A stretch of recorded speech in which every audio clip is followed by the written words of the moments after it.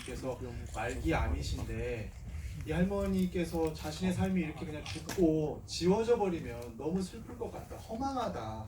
그래서 내가 살아온 길이 좀 남았으면 좋겠다라는 말씀을 하셨다고 해요. 그 말씀을 저한테 전해주시면서 이 김복동 할머니에 관련된 영화를 한편 제작을 했으면 좋겠다라는 말씀을 작년 10월에 전해 듣고, 할머니에 관련된 오랜 기록들, 27년간의 기록들과 미디어 본부가 찍어놓은 촬영본, 그리고 저희가 김복동 할머니와 관련돼서 같이 활동하고 생활해온 주변 분들이 인터뷰하고 취재하고 동생분도 만나고 하면서 김복동이라는 사람이 어떻게 살아왔나, 이 부분을 쭉 정리를 했습니다. 그래서 5월 달에 전주국제영화제에서 초청을 받아서 상영을 한번 했고요.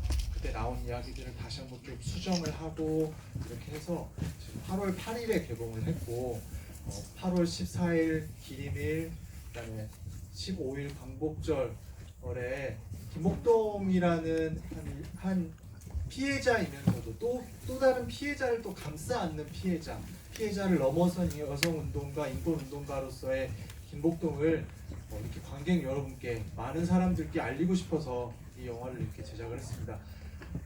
긴 설명보다 이 영화를 한번 보시고, 지금 영화를 보시기 전에 김복동이라는 이름이 영화를 보신 후에 어떻게 남게 되는지, 제가 이 영화가 끝나고 나서 여러분과 다시 또 대화를 나눌 시간을 가질 건데요. 그때 여러분의 말씀을 좀 많이 듣고 궁금한 점들 제가 설명할 수 있는 그런 시간을 가졌으면 좋겠습니다. 영화 재밌게 잘 감상해 주십시오. 시간 이렇게 내주셔서 너무 고맙습니다. 네, 인사 말씀 잘 들었고요. 다음은 오늘 이 자리를 마련해 주신 은숙미 성남시장님의 인사 말씀을 듣도록 하겠습니다. 예, 반갑습니다. 요즘 화이트리스트 배제 문제 때문에도 그렇지만 제가 요즘 이제 그런 생각을 하게 됐습니다. 제가 어릴 때부터 굉장히 많이 듣던 반론, 그러니까 대학 때서 많이 듣던 반론이, 그래도 일본 덕분에 대한민국이 발전한 거 아니냐, 이런 얘기를 꽤 많이 들었어요. 여러분들 어떠실지 모르지만, 근데 저는 정반대였다고 생각을 합니다. 우선 저희가 이제 36년간 그 일본의 불법적인 식민지 지배 덕분에,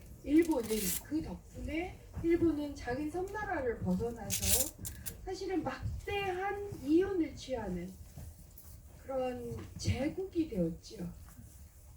우리나라가 없었으면, 이 수많은 사람들의 희생이 없었다면, 그 사람들에 대한 악랄한 착취를 하지 않았다면 일본은 지금의 대국이 되지 않습니다. 이게 일본에게 첫 번째 한국이 주었던 정말 말도 안 되는 이 선물, 일본에게 선물이 되어버리죠. 우리한테는 굉장히 가슴 아픈 기억입니다. 이것만이 아닙니다. 두 번째가 있습니다. 지금은 샌프란시스코 체제라고 얘기를 합니다. 제가 요즘 이제 읽고 있는 책 중에 하나가 인도에 반하는 죄가, 인도적이다, 비인도적이다 할 때 인도입니다. 인도에 반하는 죄는 어떻게 성립되었는가라는 부제를 갖는 책이 하나 있습니다. 이게 뭐냐면, 독일은 전범 국가로 규정이 됐고요. 그래서 국제법상에 독일을 전범 국가로 하고 독일과 그 연관된 사람들을 전범으로 처형하기 위해서 1945년에 국제법상에 인도에 반하는 죄라는 조항이 들어가요. 제가 이게 어떻게 만들어진 건지가 너무 궁금해졌습니다. 그리고 왜 일본은 여기에 해당이 되지 않았을까? 전범 국가인데. 그래서 우선 인도에 반하는 죄는 뭐라고 되어 있냐면요, 전쟁 전과 전쟁 동안 민간인에게 자행된 살인, 말살, 노예와 추방 및 기타 비인도적 행위, 혹은 범죄의 실행 또는 범죄와 관련되어 정치, 민족 또는 종교적 이유로 자행된 학대 행위를 반인도적, 인도에 반하는 죄라고 하고, 1945년 뉴렌베르크에서 그러니까 재판을 시작을 합니다. 그리고 그게 계속돼요. 그러면서 독일은 전범 국가로서 국가로서의 독일뿐만 아니라 그에 연루된 개인도 사실은 재판을 받고요, 배상 및 보상을 합니다. 일본은 왜 거기에 해당되지 않았을까요? 그 문제가 해결되지 않았기 때문에 사실은 위안부 할머니들께서 240분이 계셨는데 저희들이 알고 있는 그러니까 위안부라고 밝히신 분이 그 중에 220분이 돌아가시고 지금 20분이 남았는데 우리는 일본의 사과 그 이유가 그때 냉전이 시작이 된 거예요. 그리고 한국전쟁이 벌어지면서 1951년에 미국과 연합국이 샌프란시스코 강화조약이라는 거기서 일본은 전범국제가 벗어나게 돼요. 그리고 우리는 그냥 연합국이 아니라 피해국이 됩니다. 피해국. 그리고 그에 따른 미일 동맹 그다음에 영합국 내 강화조약으로 일본은 냉전에서 미국의 편에선 어떤 전진 기지로서 지위를 새롭게 부여했습니다. 운도 좋죠. 그래서 이 샌프란시스코 시기 때문에 우리는 아무것도 하지 못하게 됩니다. 저는 이제 달라졌어요. 그때는 냉전 시대였어요. 우리 이제 냉전 시대에 살고 있지 않습니다. 그래서 요구를 하고 있는 겁니다. 그리고 저희들은 분명히 정치와 경제는 분리되어 있는 거라고 분명히 얘기했습니다.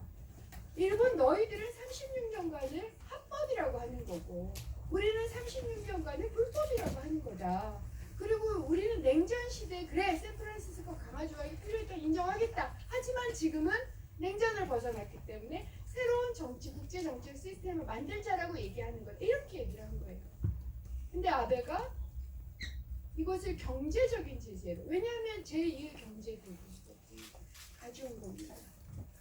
다시 한번 발표하겠다고. 근데 이제 우리도 경제산이 11위 정도 되는 나라고 한반도 평화까지를 일궈내기 위한 노력을 하고 있는 시민 국가입니다. 그리고 시민들이 정말 놀랍게 일어서 주셨습니다. 정치인들, 저를 비롯한 정치가 정말 부끄러울 정도로 열심히 해주셔서 저희들 다시 한번 힘을 내고자 합니다. 그래서 성남에서도 아실지 모르겠지만 8월 8일 날 그게 3년간 50억이 들어가는 사업인데요. 유명한 웹툰 작가 허영만 선생님, 바람의 나라의 김진 선생님, 프라우스 원수연 작가님 이런 분들하고 그 독립운동가 한 명씩을 매치를 해요. 3년간 100인의 독립운동가를 매치할 예정이고 8월 8일 날 다음 웹툰에 풀린 건 33인 이제 연재를 시작했습니다. 그래서 올해 33인, 내년에 33인, 내후년은 33 플러스 1. 이 일은 한반도 관계가 좋아지면 남북 작가가 같이 해보자라고 제가 이 웹툰 작가님들하고 얘기를 했습니다.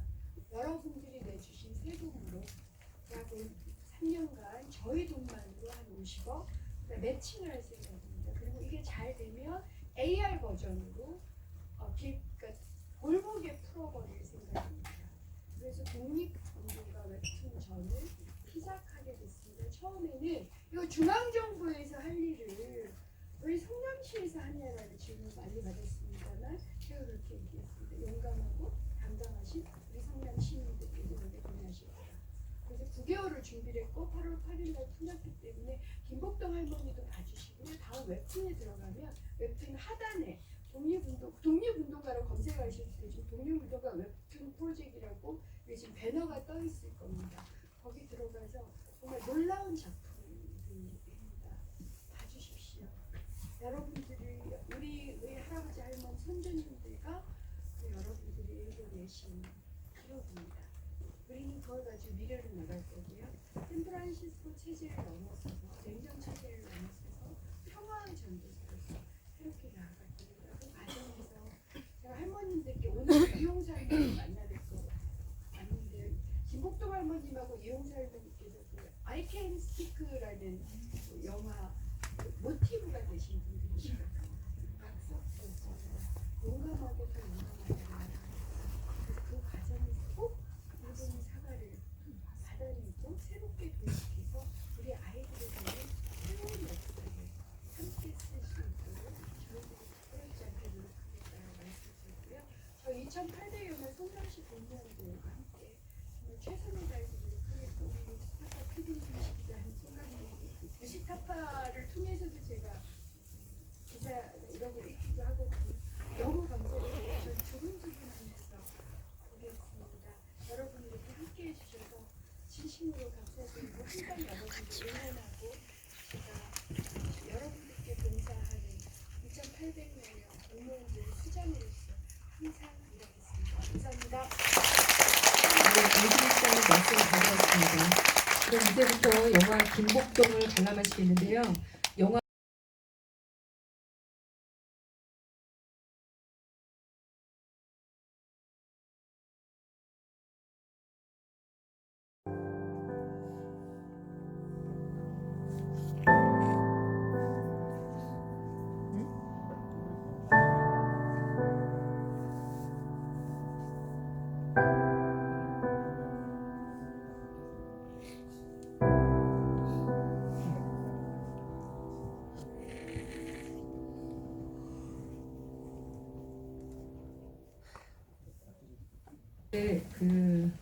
불 좀 켜주시죠. 네.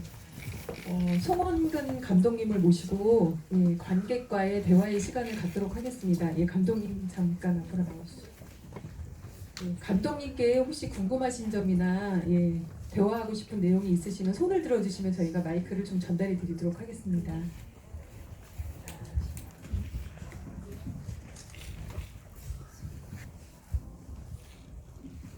영화 잘 보셨는지.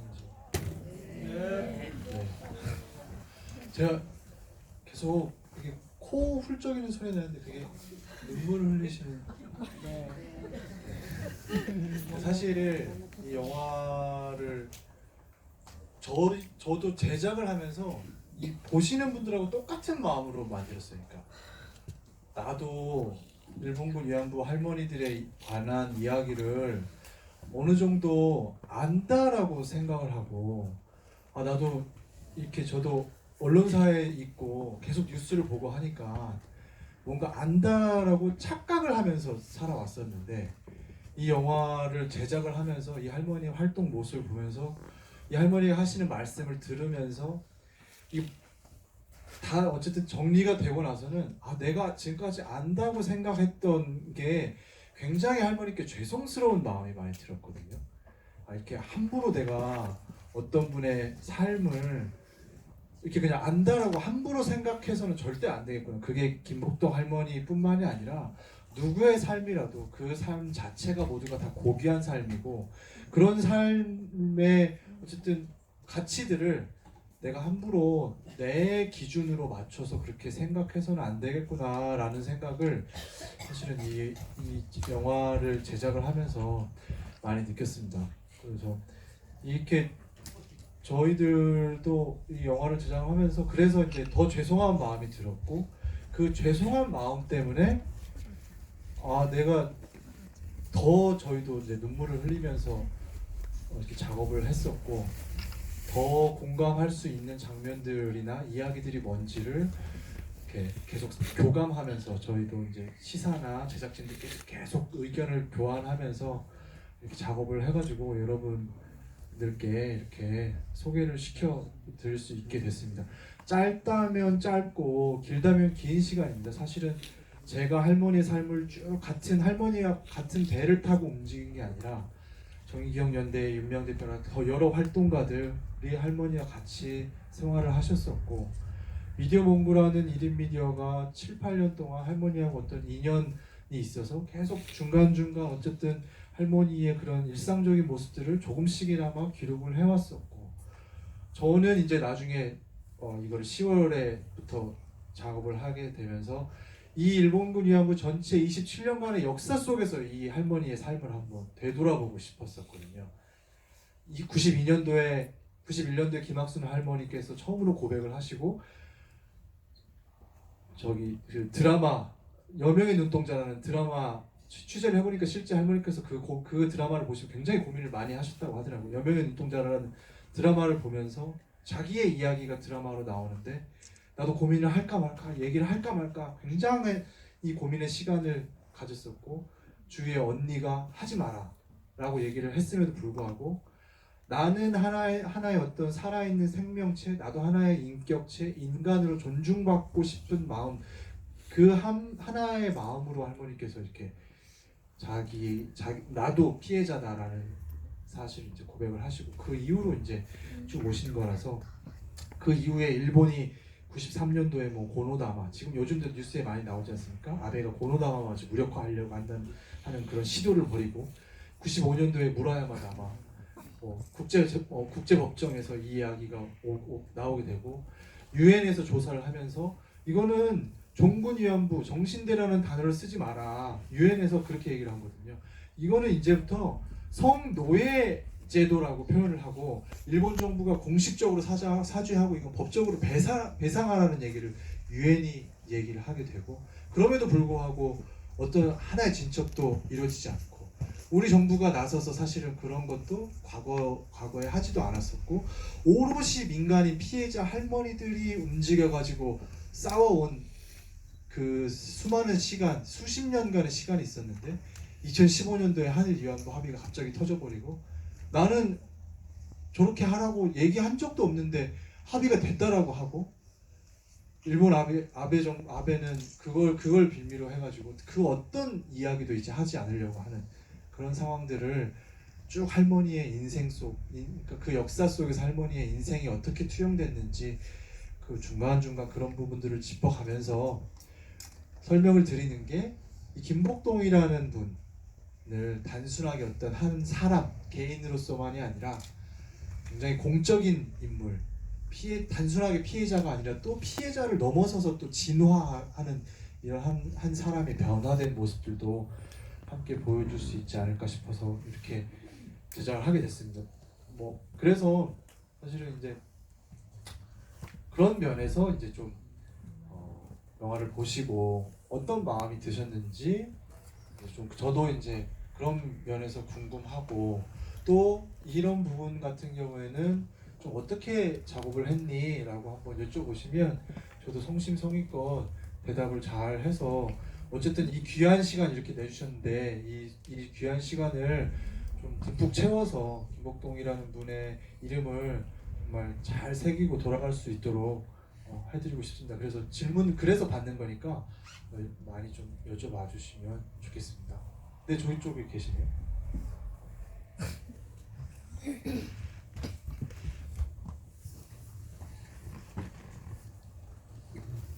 네, 저는 두 가지 질문이 있는데요. 네. 예, 아까 영상 속에서 조금 전에도 말씀하셨다시피 할머니께서 증언을 하시기 전에 가족의 반대가 있었고 증언을 하신 다음에는 가족이 등을 돌리셨다고 했는데 네. 영상에서 이제 동생분의 영상이 잠깐 보였었어요. 맞습니다. 혹시 다시 가족들과의 교류는 시작이 되었는지 네. 그게 궁금하고요. 그리고 위안부라는 명칭에 대해서 제가 예전에 알기로는 위안부라는 명칭은 할머님들이 그 성노예라는 단어를 사용하지 않았으면 좋겠다라고 하셔서 위안부라는 명칭을 쓴다고 저는 알고 있었는데 네. 예전에 그러니까 다른 위안부 할머니께서 우리를 그렇게 부르라고 말한 적이 없다라고 하는 것을 본 적이 있었거든요. 그래서 지금도 우리는 영문으로는 성노예로 중국에서도 성노예라고 이렇게 쓰고 있는데 우리는 위안부라고 쓰는 거에 대해서 혹시 변화가 있는지 두 가지 여쭙고 싶습니다. 일단 가족에 관련된 부분은 저 영상에 나온 할머니 동생은 3살 터울이세요. 그 아랫동생 김귀동이라고 이제 해서 저희가 같이 할머니께서 98년도에 내려가시고 나서 2010년도에 올라오실 때까지 12년을 부산의 도시개발공사 아파트 다대포 인근의 아파트에 거주를 하시는데 그때 같이 이렇게 친하게 지내셨던 그러니까 가족이시죠. 그래서 그때 하지 말라고 하셨던 건 이제 그 위에 언니신데 그 말씀도 하시더라고요. 저 동생분께서는 그때 언니가 그렇게 해서 우리 복동 언니가 굉장히 상처 많이 받았었다 그렇게 말씀도 하셨고 언니 쪽에서 이제 좀 그랬었고 한데 동생분하고는 올라오시고 나서는 교류가 그 이후로는 많이 없으셨지만 올라오시기 전까지는 계속 이렇게 같이 위층 아래층에 사셨거든요. 그래서 계속 관계를 그렇게 맺어 오셨었고 같이 뭐 회도 자주 드시러 가시고 뭐 이렇게 하셨다는 얘기. 그리고 절에다가 통도사 백년암에다가 석등 세우신 것도 동생분이 이렇게 얘기하셔가지고 언니한테 부탁을 했다니까 복동 할머니한테 부탁을 하셨다라고 하더라고요. 이렇게 해서 이거 이거 한번 해봅시다 해가지고 근데 김복동 할머니께서도 석등에 굉장히 어떤 애착을 가지고 있었던 걸로 저는 좀 추측을 하는 게 왜냐면 할머니의 방에 석등 사진이 계속 따라다녀요. 부산에 있을 때 할머니 방에도 석등 사진이 있고 돌아가시기 전에 할머니 방에도 석등 사진이 계속 걸려 있거든요. 동생과 함께 찍었던 그 사진을 치우지 않고 항상 그 자리에 그대로 놔둔 걸로 봤을 때 할머니께서 말씀을 하지 않으셨지만 가족 간의 그런 관계는 계속 좀 마음속 깊은 곳에 유지하고 싶자 했던 그런 게 좀 있지 않으셨을까라는 생각이 좀 듭니다. 그리고 일본군 위안부라고 저희가 표현을 할 때 발음을 그냥 저희가 얘기할 때 위안부라고 하는데 사실 위안부라는 표현이 종군 위안부 일본이 얘기하는 표현이거든요. 그래서 굉장히 그 부분은 표현을 하면 원래는 안 되는 거죠. 공식 국제사회에서도 성노예라고 표현을 하는 게 맞는데 이거를 일반 명사라고 위안부라고 하는 게 아니라 따옴표하고 위안부라고 저희가 쓰는데 꼭 그렇게 써야 됩니다. 여러분 나중에 쓰실 때도 따옴표하고 일본군 따옴표 위안부 따옴표 닫고 이렇게 하는데 그 위안부가 일반 명사인 위안부가 아니라 특정 명사인 거죠. 이게 그러니까 할머니들께서도 실제로 좀 내가 내 삶 자체가 좀 부정되는 느낌이 있다라는 좀 그런 표현도 하시고 하셨고 저희 영화에서는 그래서 어쨌든 통일을 할머니께서도 그렇게 표현을 하시고 내가 위안부 피해자다라고 말씀을 하시고 하셔서 저희가 어쨌든 다큐멘터리고 그 할머니의 뜻을 어쨌든 조금 이어받는 차원에서 이거를 일본군 따옴표 위안부 따옴표 닫고 피해자라고 계속 사용을 했습니다. 네. 근데 국제적으로는 성노예제가 맞고 근데 지금 피해자분들께서 20명이 지금 이제 남아 계시는데 이분들께서 다 돌아가셔 버리고 나면 그때는 이제 우리가 명칭을 정확히 어떻게 해야 될지 이 부분은 아마 또 논의가 되지 않을까 싶은 생각이 있습니다. 네. 그리고 할머니께서는 계속 사과를 바란다고 하지 않으셨어요. 사죄라고 항상 표현을 하십니다. 사죄를 해야 된다라고. 저희 영상에서도 할머니 말씀하시는 거 보면 단 한 번도 사과라는 표현을 하시지 않으세요. 그 죄를 인정하고 그 죄에 대해서 사죄하고 그 죄에 대해서 법적으로 배상하고 그런 죄를 지었다는 사실을 니네 후세의 역사 교육을 통해 알려라. 이것이 항상 메시지였습니다. 저희 시장님 가시기 전에 한 말씀 해주시고 가시면 안 돼요? 예. 아유, 저 지금 궁금합니다. 전 지금 나가봐야 다른 일정 때문에 가봐야 돼서요. 우선 저는 송홍 감독님께 감사드립니다. 저 이렇게 이렇게 자막 마지막 부분을 보니까 유스타파 후원 회원 돈으로 됐다라고 해서 저도 후원 회원이거든요. 아마 여기서도 유스타파 후원 회원이신 분들이 계실 거예요. 그래서 송홍 감독님과 저를 포함해서 이렇게 후원 회원들의 그 기금을 저런 방식으로 써주신 것에 대해서 다시 한번 감사를 드리고 혹시 이제 혹여 다음에 이러한 작품으로 구상을 하신다면 저희가 이제 아까도 말씀드린 성남시에서 단 조건은 딱 하나입니다. 성남에서 20%만 찍으시면 됩니다. 만 찍으면 저희들이 독립영화를 지원하고 있고요. 저희 꽤 성공적이에요. 살아남은 아이, 이번에 벌새 꽤 성공을 했고요. 지금 지원작은 두 도시 이야기입니다. 그래서 폴란드 아우슈비츠가 있었던 도시와 저희 성남도 강제 이주를 당한 도시예요. 그래서 그 두 도시를 비교하는 걸 가져오셔서 그 작품이 선정이 돼서 지금 지원을 하고 있는데 저희가 독립영화 감독님들 얘기를 들어보니까 저희가 보통 5천에서 7천만 원 정도를 한 작품당 지원하는데 그게 중요한 마중물이 된다 그래요. 그래서 성남 시민분들께서는 성남에 갇히지 않고 시야를 넓혀서 대한민국 모든 작가, 예술가들을 지원하는 일들을 굉장히 적극적으로 하고 계십니다. 그래서 그것도 좀 알아주시고 네. 그다음에 세 번째로 저는 저 작품을 보면서 참 그러니까 감독님들께서 이런 걸 좀 더 해주셔야 되는구나라는 거 알게 된 게 저희가 지금도 그렇지만 먹고 살기 위해서 참 노력을 하는 나라예요. 제가 생각하기에는 마지막 분단 국가이기도 하고 그렇게 노력을 해도 항상 장벽들이 있고 그러니까 경쟁하고 또 경쟁하고 하면서 왔던 나라였던 것 같아요. 그러다 보니까 우리들이 뭘 했었던지 우리 어르신들이 뭘 했는지 우리가 했던 게 뭔지를 생각하거나 혹은 우리가 해왔던 것들을 우리 스스로 누리거나 문화적으로 그것을 서로 공유한 기회가 별로 없어요. 그러니까 성남도 굉장히 경제적으로 핫한 도시예요. 굉장히 요즘 땅값이 올라가지고 근데 미술관이 하나도 없거든요.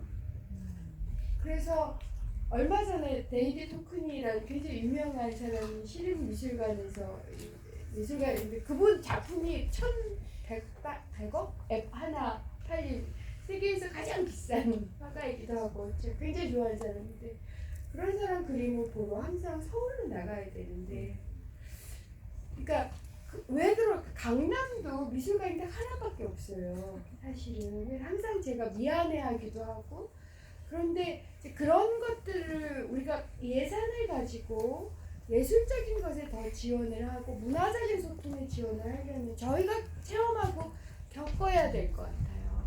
우리가 충분히 많이 해왔고 네. 정말 훌륭한 사람들이고 정말 열심히 살아왔다라는 걸 이런 작품들을 통해서 저희들이 다시 보고 저런 걸 알면서 살아가야 돼. 우린 참 대단한 사람들이었어. 우린 정말 열심히 살았고 우린 너무 예뻐. 이런 것들을 보여주시는 작업들을 네. 더 많이 해주시면 아마 저희들이 지쳤던 게 많이 위로가 되지 않을까 하는 생각이 들어서 저는 정말 많은 위로가 됐고 더 정치가 용감하고 더 노력해야 되고 더 시민들을 위해서 봉사해야 되겠다라는 생각을 다시 하게 된 계기가 돼서 진심으로 다시 한번 네, 감사드립니다. 고맙습니다. 성남시에서 계속 상영을 해주실 거로 제가 알겠습니다. 저 그러면 다음 네. 저 영화에서 그 부산 그 일본 대사관 앞에서 평화의 소녀상. 평화의 소녀상이 4시간 만에 철거가 됐잖아요. 네. 그럼 앞으로는 소녀상을 아예 설치를 못한 건가요? 아니요, 그런 거는 아니고 절차상에 조금 문제가 있었던 거고 사실 저 상황이 있고 나서 이틀 후에 다시 구청하고 협의를 해가지고 일본 대사관 그 후문 쪽에다가 설치를 하기는 했었습니다. 이건 영화 좀 별게 없는 건데 네. 우리나라의 저희 청소년들이 예. 앞으로 이런 할머님들의 뜻을 기리기 위해 어떠한 그런 바램이나 그런 생각이 있으신지 여쭤보고 싶어요. 네, 사실 그게 이 영화를 만들면서 제일 생각을 많이 했던 부분이거든요. 그러니까 제가 이 영화를 그러니까 연출을 하면서 연출을 하는 이 과정 자체가 할머니의 가장 소중한 순간, 할머니의 가장 빛나는 순간, 이 순간을 저는 좀 찾아드리고 싶은 마음이 있었어요. 그러니까 영화의 처음에 얘기하는 16살에 끌려갔다가 돌아와 보니 23살이더라. 이 순간이 인생에 있어서 저는 가장 소중한 순간이라고 생각을 합니다. 사람이 성장하고 생명체가 성장함에 있어서도 가장 빛나는 순간이 가장 역동적인 순간이죠. 근데 할머니께서는 일본 위안 피해 할머니들 대부분이 거의 다가 그 가장 찬란한 순간을 잃어버리신 거잖아요.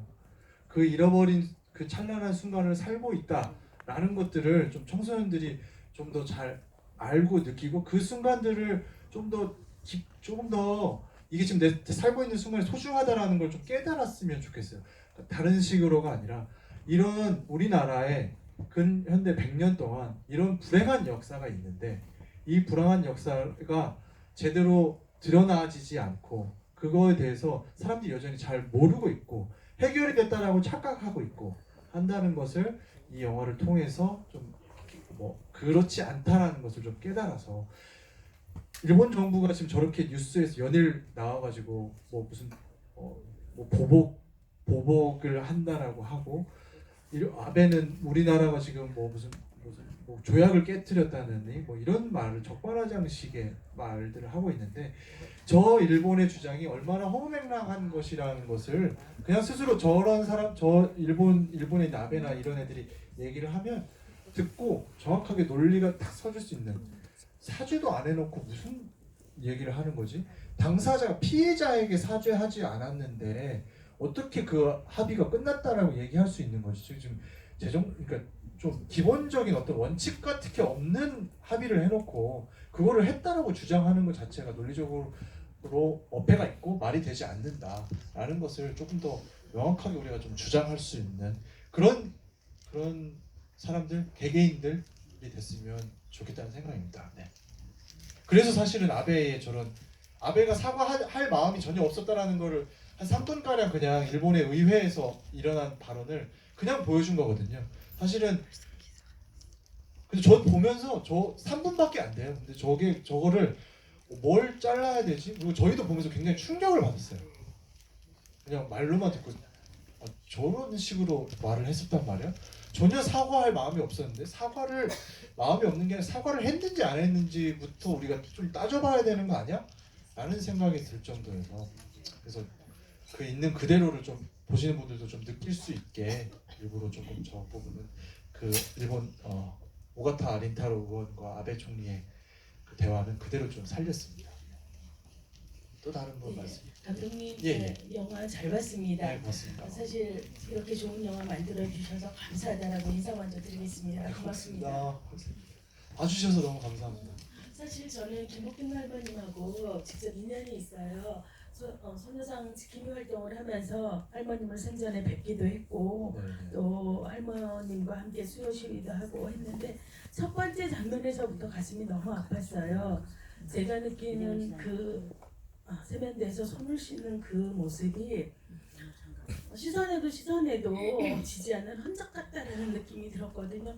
근데 두 번째 장면이 나올 때 얼마나 그거를 벗어나고 싶었으면 벗어버리고 싶었으면 저 할머님들 수돗물 한 방울 아까워하시는 분이거든요. 애껴라 하시는데 수돗물만큼은 다른 건 다 애껴라 하는데 물만큼은 저렇게 틀어놓고 끝까지 뽀드덕 소리가 날 때까지 손을 씻는 그 모습을 보면서 정말 할머님들에게 이 피해는 지워지지 않는 끝은 정말 할머님이 운명을 하시면서 젖어지는 게 아니었는가라는 생각이거든요. 아마 제 마음 지금 맞습니다라고 말씀을 주신 감독님이 저의 마음하고 같이 맞았다라는 생각이 들고요. 사실 이 영화를 보면서 할머님이 이제 운명하시고 난 다음에 상영이 된 거라 할머님의 그 모습도 좀 담았으면 이런 영화 앞으로 몇 편이 얼마나 나올지 모르는데 그 장면도 좀 담겼으면 하는 그런 아쉬움이 많이 있거든요. 여기서 마무리가 된 감독님의 의도는 어떤 건지 좀 듣고 싶습니다. 사실은 저희가 할머니의 돌아가시는 장면으로는 가지 말자라는 거였었고 할머니의 살아있는 모습을 살아서 움직이고 살아서 꿈틀대면서 그 역동적으로 활동하시는 그 모습을 주로 하자라고 했었고 사실은 마지막 사진의 할머니 영정사진 하나로 그냥 그 할머니의 돌아가셨다는 거 그렇게 표현을 하고 싶었습니다. 그냥 뭔가 좀 지켜드리고 싶은 그런 마음 같은 게 조금 있었어요. 할머니께서 나중에는 정말 마약성 진통제를 맞으시면서 온 몸이 딱딱하게 굳으시고 나중에 근육까지 다 에너지를 써가지고 온 몸이 이제 나중에 물컹거릴 정도까지 됐었는데 그런 모습을 이제 옆에서 저는 지켜는 봤지만 그런 모습을 보여드리고 싶지는 않았어요. 할머니께서 훌륭하게 싸우시고 훌륭하게 말씀하시고 하시는 그런 활동하시는 모습, 할머니가 우리에게 살아있을 때 살아있는 것처럼 우리한테 남았으면 좋겠다 라는 마음으로 좀 작업을 했습니다. 네. 또 예. 몇 분 정도? 한 분만 더 갖고 이제 시간이 마무리 왔습니다. 여기 빨간 네, 저는 그 중간에 김복동 할머니 그 장학금 예. 전달하러 갔잖아요. 네. 근데 거기서 그 조선인 학생들이 그 전쟁의 피해자라는 얘기를 듣고 좀 가슴이 철렁했거든요. 예, 그래서 그거를 할머님의 어떤 족적을 따라다니다 보니까 나온 건지 아니면 감독님께서 좀 전에도 이제 청소년들 말씀을 하셨는데 어떤 특별한 감독님의 어떤 기대나 의도가 있으셨는지 그게 좀 궁금합니다. 이 조선학교 문제 같은 경우에는 우리 역사의 비극이라고 하잖아요. 식민 시대가 제대로 그러니까 제대로 정리되지 않았기 때문에 저런 일이 벌어지는 거거든요. 해방이 되기 전까지 일본에서는 우리 국민이다 해가지고 우리 조선에 있었던 분들이 일본으로 넘어가서 생활을 하셨는데 해방이 되고 나서 일본에서 갑자기 조선 사람들은 일본 국민이 아니야 해버린 거예요. 근데 그때 너무 조선으로 넘어올 수 없었던 분들은 일본에 그냥 남아 계신 거죠. 그분들이 5년 후에 한국 전쟁이 일어나고 그냥 계속 조선으로 남아 계신 거예요. 한국 전쟁이 있고 나서부터는 이제 남한이냐 북한이냐를 선택을 해야 되고 그 중에 남한도 싫고 북한도 싫다라고 해서 조선으로 남은 분은 그냥 계속 조선으로 가는 거고. 조선이란 나라는 이제 우리 이 지상에 없지 않습니까? 그러니까 일본에서는 불령선인이라는 말로 어디 소속돼 있지 않고 나라가 없는 이상한 무국적자라는 취급을 하거든요. 조선인의 후손들을. 그러니까 북한은 또 북한대로 이제 있는 거고 북한도 싫고 남한도 싫어서 그냥 조선으로 사신 분들의 후손들은 계속 또 조선으로 남아 있는 분들도 있고. 그러니까 지금 조선학교 같은 경우에는 그런 차원에서 굉장히 어쨌든 지금 현재 그 고교 무성화 정책에서도 배제가 되어버린 상태인 거고 조선학교만 유일하게 일본 고교 무성화 정책에서 배제가 됐습니다. 왜냐하면 북한에 있는 그 조총련계의 지원을 받고 있기 때문이라는 이제 이유를 들거든요. 북한은 일본에서도 적이에요. 어쨌든 그런 상황이다 보니까 이제 이 부분이 어떻게 보면 할머니께서 저는 이제 좀 어쨌든 그런 맥락 속에서 할머니께서 이 사실을 아시고 굉장히 마음을 좀 보이세요. 2010년, 11년, 12년 이때 이 사실을 아시고 나서 한 번씩 가서 그때는 돈이나 장학금 이런 거는 별로 그렇게 생각을 하지는 못하시는 상황이셨는데 한 번씩 만나고 오시고 이런 과정들을 이제 하십니다. 그러면서 이 김복동 할머니가 이 친구들의 모습을 통해서 저는 좀 자기의 잃어버렸던 순간을 내가 똑같이 일제치하에 살면서 공부하고 싶어도 공부 못하고 어쩔 수 없이 그런 끌려갔던 그런 버림받았던 그런 시절이었다는 것을 조금 이 친구들의 모습을 통해서 할머니께서 좀 떠올리신 게 아닌가 저는 좀 그런 생각이 들었어요. 개인적으로 이 영화를 할 때 이야기의 마지막을 그래서 이 영화가 아까도 말씀드렸듯이 할머니의 자기 자신의 가장 찬란한 순간을 찾아가는 어떤 한 여정이라고 봤을 때 할머니께서 결국 찾고 싶었던 그런 순간이 이 마지막 조선학교 학생들의 모습을 통해서 할머니께서 자기 자신의 좀 모습을 본 게 아닌가.